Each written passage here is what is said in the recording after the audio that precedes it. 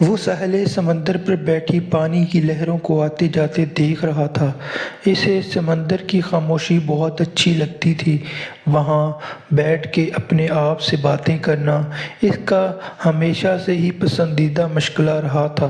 اب تو وہ زندگی کے اس حصے میں گزر رہا تھا جہاں خواب، قصے، کہانیاں سب بیکار سے لگتے تھے، کیونکہ زندگی نے اسے اتنے دھوکے کھلائے تھے کہ اب اس کی زندگی میں کچھ حاصل کرنے کی تمنا نہیں رہی تھی۔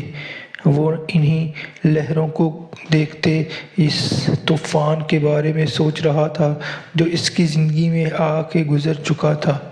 وہ زندگی جو اس کے ماں باپ نے منتوں مرادوں سے حاصل کی تھی۔ وہ اپنے ماں باپ کی شادی کے 8 سال بعد بڑی منتوں مرادوں سے پیدا ہوا تھا۔ احمد کا باپ ایک معمولی ہیڈ کلرک تھا جو اپنا کام نہایت ایمانداری سے کرتا تھا۔ اس نے کبھی ایک حرام کا لقمہ بھی نہ خود کھایا اور نہ ہی بیوی بچوں کو کھلایا تھا۔ احمد اکلوتی اولاد ہونے کی وجہ سے اپنے ماں باپ سے بہت لاڈ اٹھاتا تھا۔ اس کی ماں نے اسے بچپن سے ہی نماز قرآن کی تعلیم خود سکھائی تھی۔ وہ لاڈلا ہونے کے باوجود اپنے ماں باپ کی بہت عزت کرتا تھا اور ان کی خدمت کرتا تھا۔ اسے پڑھائی کا بھی بہت شوق تھا۔ اس نے بہت دل لگا کر ماسٹر کیا اور ایک پرائیویٹ فرم میں جاب کرنے لگ گیا۔ اس کی محنت اور ایمانداری سے اس کا باس بھی بہت خوش تھا۔ ایک دن وہ دفتر سے گھر واپس آیا تو اس کی ماں نے بہت جوش سے اس کا استقبال کیا اور جلدی سے اس کے لیے کھانا لگایا۔ اس نے اپنی ماں سے پوچھا، اماں، آج تو آپ بہت خوش لگ رہی ہیں، کیا میں اس خوشی کی وجہ جان سکتا ہوں؟ اس کی ماں نے جواب دیا، بیٹا، میں نے تیرے لیے ایک لڑکی ڈھونڈی ہے، بہت پیاری ہے اور جیسی بہو مجھے چاہیے تھی وہ ہو بہو ویسی ہے۔ ماں، مجھے ابھی شادی نہیں کرنی، ابھی مجھے زندگی میں بہت کچھ کرنا ہے، اس نے اپنی ماں کو گھورتے ہوئے کہا۔ اس کی ماں لاڈ سے بولی، میں تو تیری شادی ابھی کروں گی تاکہ مرنے سے پہلے میرے سارے ارمان پورے ہو جائیں۔ اس نے جلدی سے اپنی ماں کا ہاتھ پکڑ کر کہا، پلیز ماں، ایسی باتیں نہ کیا کرو، میرا آپ کے اور ابو کے سوا کون ہے؟ اس کی ماں جلدی سے بولی، پھر ہاں کر دے اس رشتے کے لیے۔ احمد شادی کرنا تو نہیں چاہتا تھا لیکن اپنی ماں کے لیے اس نے ہاں کر دی۔ پھر اس کی منگنی دانیہ سے ہو گئی۔ دانیہ ان کی دور کی رشتہ دار تھی۔ دانیہ کے گھر میں شادی سے پہلے منگیتر سے بات کرنا اچھا نہیں سمجھا جاتا تھا، اس لیے احمد کی دانیہ سے بس 1-2 بار ہی ملاقات ہو چکی تھی، اس لیے ابھی ان دونوں کے درمیان جذباتی وابستگی پیدا نہیں ہوئی تھی۔ ان دونوں کی شادی بڑوں کے فیصلے کے مطابق 1 سال بعد ہونا تھی۔ انہی دنوں احمد کے باس نے میٹنگ میں بتایا کہ اس کمپنی کا مالک لندن سے اپنی فیملی کے ساتھ واپس آ رہا ہے اور اب اس کمپنی کو وہ خود چلائے گا۔ اس کا مالک تقریباً 60 سال کا تھا اور اچھی صحت کا حامل تھا۔ اس نے آتے ہی کمپنی کی باغ دوڑ اپنے ہاتھوں میں لے لی۔ محمد ظہیر کو احمد کی ایمانداری اور شخصیت بہت پسند آئی۔ وہ وقتاً فوقتاً احمد کی تعریف کرتا رہتا تھا۔ کچھ دن بعد محمد ظہیر نے احمد کو اپنے آفس کے کمرے میں بلایا اور کہا، میری بیٹی لندن سے واپس آ رہی ہے، ڈرائیور آج چھٹی پر ہے، میں کام کی وجہ سے اسے لینے نہیں جا سکتا، تم پہ مجھے بھروسہ ہے، تم جاؤ اور میری بیٹی کو ایئرپورٹ سے لے آؤ۔ وہ گاڑی کی چابی لے کر ایئرپورٹ روانہ ہو گیا۔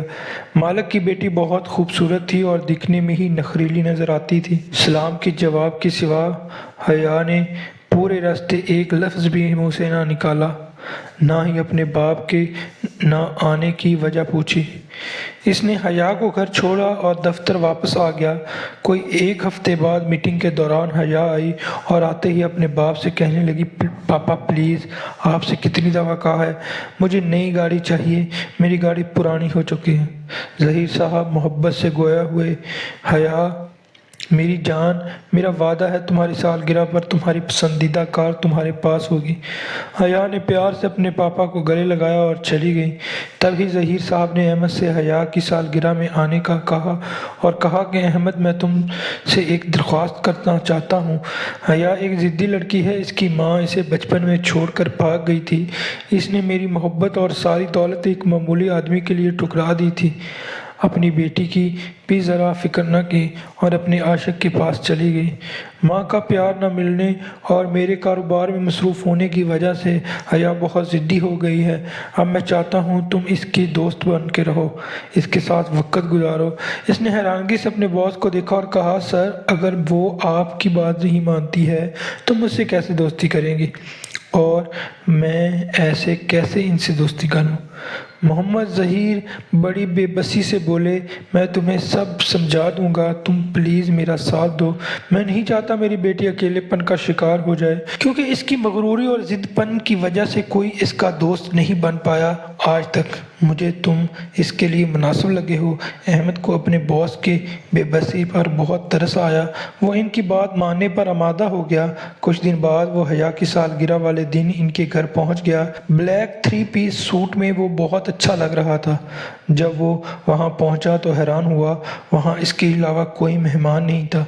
تبھی ظہیر صاحب اپنی بیٹی کے ساتھ آ گئے۔ بلا شبہ آج حیا بہت خوبصورت لگ رہی تھی بلیک ڈریس میں۔ اس کا حسن اور بھی دوبالا ہو گیا تھا۔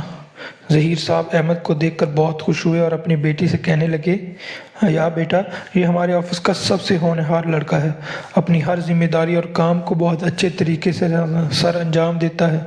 حیا نے مسکرا کے ایک نظر اس کو دیکھا۔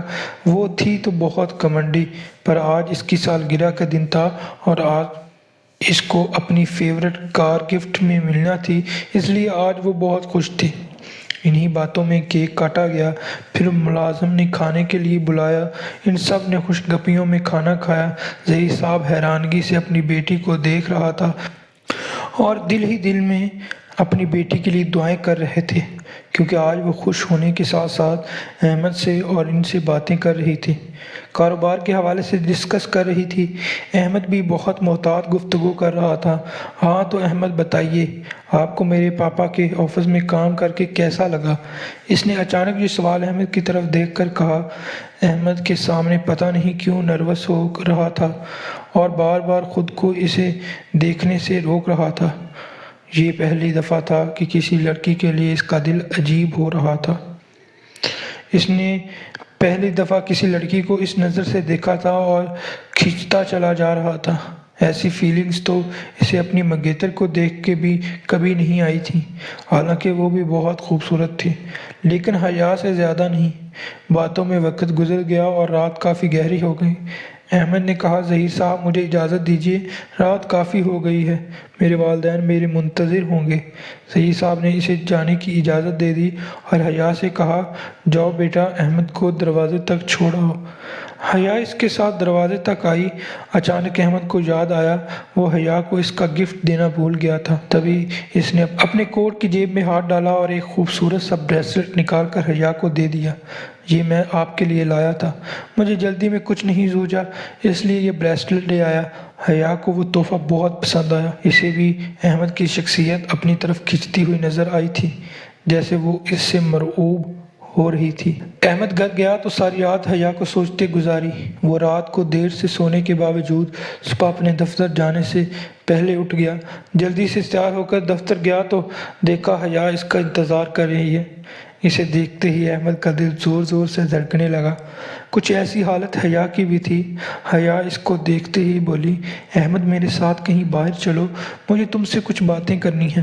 احمد تو پہلے ہی دل مشکل سے قابو میں کیے ہوئے تھا، فوراً جانے پر آمادہ ہو گیا۔ حیا اسے ایک ہائی فائی ہوٹل میں لے آئی۔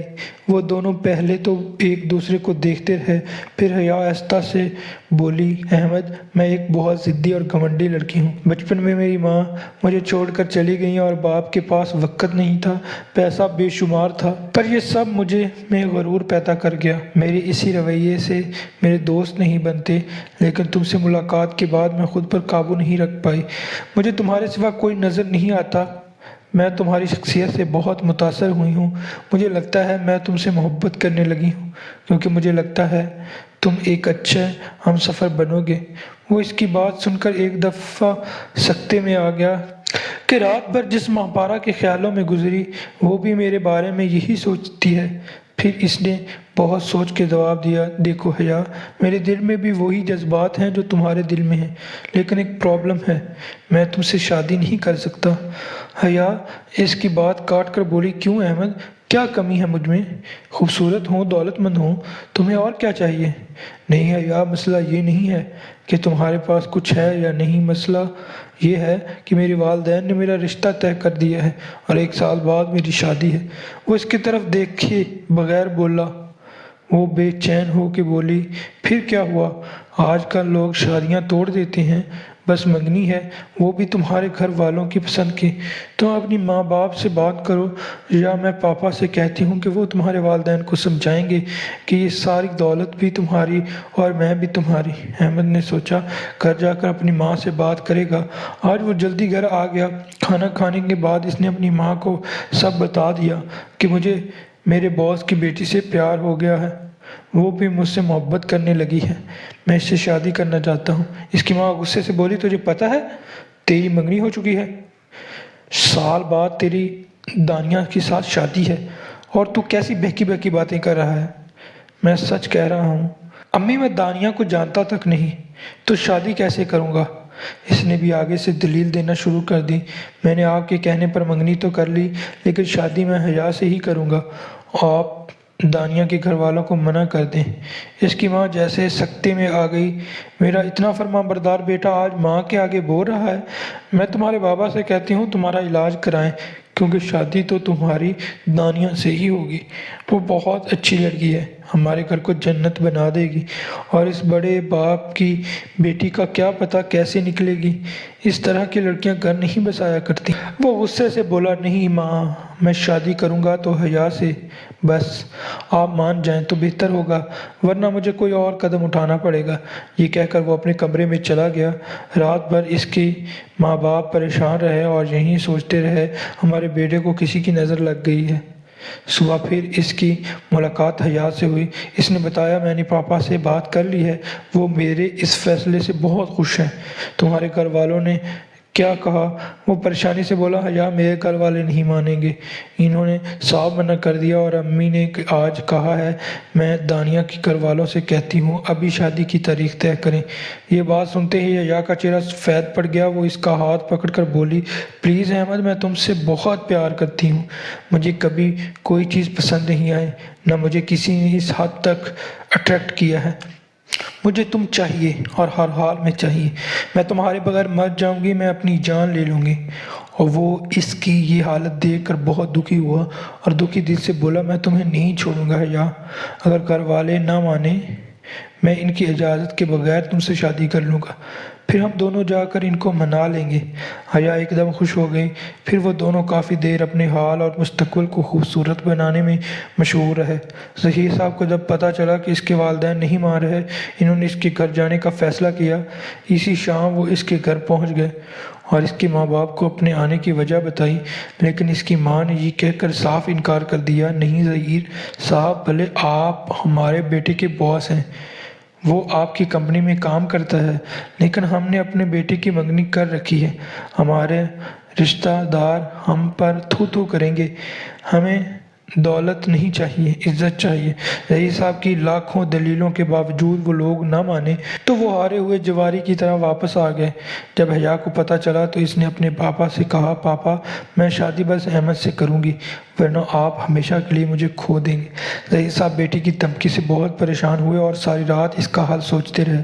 صبح انہوں نے احمد کو فون کر کے بلایا اور کہا کہ میری بیٹی سے ابھی نکاح کر لو، یہ میری زندگی ہے، اس کے سوا میرے پاس کچھ نہیں، اسے کچھ ہو گیا تو میں جیتے جی مر جاؤں گا۔ وہ خود یہ سوچ کر ہی تڑپ گیا کہ حیا کو کچھ ہو گیا تو اس کا کیا ہوگا۔ وہ اس کی خوبصورتی کا دیوانہ ہو گیا تھا اور اسے پانے کے لیے بے قرار تھا۔ اس نے ظہیر صاحب کے کہنے پر حیا سے نکاح کر لیا اور گھر فون کیا کہ وہ ایک دوست کے گھر رکے گا، آج گھر نہیں آ سکے گا۔ وہ دن ان دونوں کی زندگی کا خوبصورت ترین دن تھا۔ سہانی مرادوں بھری رات، من چاہا ساتھ اور جذبات سے بھرے وجود۔ اگلی صبح انہیں بہت مکمل لگی۔ دونوں ایک دوسرے کو پا کر بے حد خوش تھے، ایک دوسرے کو دیکھتے دیکھتے ہی نہیں تھک رہے تھے۔ پھر وہ دفتر چلا گیا اور شام میں اپنے گھر پہنچتے ہی اس کی ماں نے پچھلی رات گھر نہ آنے کی وجہ پوچھی۔ اس نے کہا وقت آنے پر سب بتا دوں گا ماں۔ ادھر حیا اس کا انتظار کرتی رہی۔ جب وہ نہیں آیا اس نے فون کیا، کہاں گئے ہیں آپ؟ احمد میں تمہارا انتظار کر رہی ہوں، آج ہم نے ڈنر پہ جانا ہے۔ اس نے آہستہ سے کہا میں آج نہیں آ پاؤں گا، تمہیں پتہ تو ہے کہ میں نے ابھی ہمارے نکاح کا اپنے گھر والوں کو نہیں بتایا۔ مجھے کچھ وقت دو، میں سب صحیح کر دوں گا۔ احمد تم آ رہے ہو یا نہیں؟ حیا چلائی تھی۔ مجھے کچھ نہیں سننا، تم صرف میرے ہو، میں تمہیں اب خود سے دور نہیں جانے دوں گی۔ سن لو ابھی میرے پاس آؤ۔ حیا کا ضدی پن باہر آ گیا تھا۔ اسے لگا اب اپنے گھر والوں کو بتا دینا چاہیے ورنہ حیا معاملہ خراب کر دے گی۔ تبھی باہر گاڑی کے ہارن کی آواز آئی۔ وہ ابھی سوچ ہی رہا تھا کہ کون ہے، حیا گھر کے اندر آئی، آتے ہی اس سے لپٹ گئی۔ احمد پلیز مجھے اکیلا نہ چھوڑو، چلو میرے ساتھ چلو۔ وہ بت بن کے کھڑا ابھی سکتے میں ہی تھا۔ اس نے تو سوچا بھی نہیں تھا کہ اپنے پیار کرنے والے ماں باپ کی نافرمانی کرے گا اور پھر ایسے ان کے سامنے پول کھلے گا۔ اس نے تو سوچا تھا آہستہ آہستہ ماں کو منائے گا، پھر سچ بتائے گا، پر حیا نے سب برباد کر دیا تھا۔ دوسری طرف اس کی ماں یہ سب سن اور دیکھ کر جیسے پاگل ہو گئی تھی۔ وہ پاگل پن میں ہی آگے بڑھی اور حیا کو اس سے الگ کیا۔ کیا کہا تم نے؟ کون ہو تم؟ اور ایسے میرے بیٹے سے کیوں چپک رہی ہو؟ حیا نے کھا جانے والی نظروں سے اس کی ماں کو دیکھا اور بولی او مڈل کلاس لوگ ہو، وہی دقیانوسی سوچ رکھنے والے۔ میں آپ کی بیٹی کی بیوی ہوں، کیا اس نے آپ کو بتایا نہیں؟ اس کی ماں کی حالت ایسے تھی کہ اسرافیل نے کانوں میں سور پھونک دیا ہو۔ ایک ماں جس نے 8 سال اولاد کو ترسنے کے بعد منتوں مرادوں سے اولاد حاصل کی ہو، وہ بھی بیٹا، اتنا فرمانبردار بیٹا یہ حرکت کرے گا اور اس طرح توہین کرے گا اپنی ماں کی۔ یہ سب کچھ اتنا اچانک ہوا کہ اس کی ماں اپنی ذہنی توازن کھو بیٹھی اور نیم پاگل ہو گئی۔ اس کی ماں نے الٹا پلٹا چلانا شروع کر دیا۔ وہ جلدی سے ماں کے پاس گیا، امی پلیز اٹھیں، میں آپ کو بتانے ہی والا تھا لیکن یہ سب کچھ ہو گیا۔ وہ اپنی ماں کے پاس بیٹھا رو رہا تھا۔ اچانک حیا پاس آئی۔ احمد تم بس میرے ہو، چلو میرے ساتھ پلیز، تمہاری ماں نے مڈل کلاس ڈرامے شروع کر دیے ہیں، تمہیں بلیک میل کر رہی ہے، بس چپ، ایک لفظ اور نہیں سنوں گا۔ وہ دھاڑا تھا ابھی اسی وقت یہاں سے دفع ہو جاؤ، میں تمہاری شکل بھی نہیں دیکھنا چاہتا۔ حیا روتے ہوئے بولی نہیں احمد، میں تمہارا بنا کہیں نہیں جاؤں گی، تم تو مجھ سے پیار کرتے ہو نا؟ نہیں کرتا میں پیار، غلطی کی تم سے شادی کر کے، نفسیاتی ضدی خود سر لڑکی، تم نے میری ماں مجھ سے چھین لی۔ اچانک اس نے یہ کہتے اپنی ماں کو دیکھا تو وہ بے جان ہو چکی تھی۔ اس اچانک صدمے نے ان کی جان لے لی تھی۔ وہ زور زور سے چلانے لگا، رونے لگا میری پیاری ماں، کیوں میں نے آپ کو دھوکے میں رکھا؟ وہ رو رہا تھا اور حیا کے دل پر چھریاں چل رہی تھیں۔ جب حیا نے دیکھا وہ اپنے ہوش و حواس میں نہیں، وہ اپنی گاڑی میں واپس آ گئی اور سکتے کی حالت میں ڈرائیو کرنے لگی۔ حیا کے کانوں میں اس کے الفاظ ہتھوڑوں کی طرح برس رہے تھے، جس نے گزری رات کو خوبصورت لفظوں اور گرم جذبوں سے سجایا تھا، آج اتنی نفرت انہی سوچوں میں گم، اسے پتہ ہی نہیں چلا اور اچانک کار ایکسیڈنٹ سے اس کے سر پر چوٹ لگ گئی۔ یہ چوٹ اتنی گہری تھی کہ وہ موقع پر ہی جاں بحق ہو گئی۔ ساحل سمندر کی لہریں بھی کتنی عجیب ہوتی ہیں، آتے جاتے اچھل کود کرتی ہیں۔ وہ بھی یہ سب دیکھتے دیکھتے کہیں کھو سا گیا تھا۔ ماضی کی تلخ حقیقت کو یاد کرتے کرتے اس کی آنکھوں سے ایک آنسو چپکے سے اس کے چہرے پر گرا تھا۔ تب جب اس سے پتہ چلا نہ اس کی ماں رہی نہ اس کی حیا، دو جان سے پیارے لوگ ایک ہی دن نہ صرف دنیا سے بلکہ اس کی زندگی سے بھی جا چکے تھے۔ حیا کے والد حیا کے مرنے کے بعد اس سے ملے اور بس اتنا کہا، میری بیٹی ضد میں ہی نہیں جذبات میں بھی اپنی ماں پر گئی تھی، جو اپنے شوہر کی مجبوری سمجھنے کی بجائے اس کی زندگی سے ہی چلی گئی۔ ظہیر صاحب اپنی جان سے پیاری بیٹی کے مرنے کے بعد بالکل چپ ہو گئے تھے۔ انہوں نے سارا کاروبار اس کے ہاتھ میں دے دیا اور خود گھر میں بند ہو کر رہ گئے۔ وہ اپنی یادوں میں جیتا رہا اور اپنی کمزوریاں، اپنی بدقسمتیوں پر روتا رہا جس نے اس سے ماں اور بیوی دونوں چھین لی۔ اس نے اپنے آپ کو کاروبار میں مصروف کر لیا۔ زندگی ایسے ہی چل رہی تھی کہ اسے ایک دن دانیہ کا میسج ملا کہ وہ اس سے ملنا چاہتی ہے۔ اس نے اسے باہر چائے پر بلایا۔ وہ سادگی میں بھی حسین نظر آ رہی تھی لیکن اس کی آنکھیں بے حد اداس تھیں۔ وہ اس کا سامنا کرنے سے کترا رہا تھا لیکن پھر دانیہ نے بات شروع کی۔ احمد، مجھے پتہ ہے آپ مجھ سے بات کرتے ہوئے، میرا سامنا کرتے ہوئے گریز کر رہے ہیں لیکن آج میں دل کے ہاتھوں مجبور ہو کر آئی ہوں۔ میں نے آپ سے رابطہ کرنے کی بہت کوشش کی لیکن پھر ایک جھجک آڑے آ جاتی تھی۔ میں آپ سے کہنا چاہتی ہوں، مجھے پتہ ہے آپ کی محبت کوئی اور تھی لیکن اب وہ دنیا میں نہیں رہی۔ میں آپ کو تب سے پسند کرتی ہوں جب سے آپ سے منگنی ہوئی تھی، کیونکہ ہم لڑکیاں جس سے ماں باپ اٹیچ کر دیں اسی کی ہو جاتی ہیں۔ میں آپ کی جگہ نہ کسی کو دے سکتی ہوں اور نہ دینا چاہتی ہوں۔ کیا آپ مجھ سے شادی کریں گے؟ وہ اس معصوم صورت کو دیکھتا رہ گیا جسے اس کی کوئی پرواہ نہیں تھی۔ جو اس کے ساتھ ہوا، اس نے آخرکار شادی کے لیے حامی بھر لی۔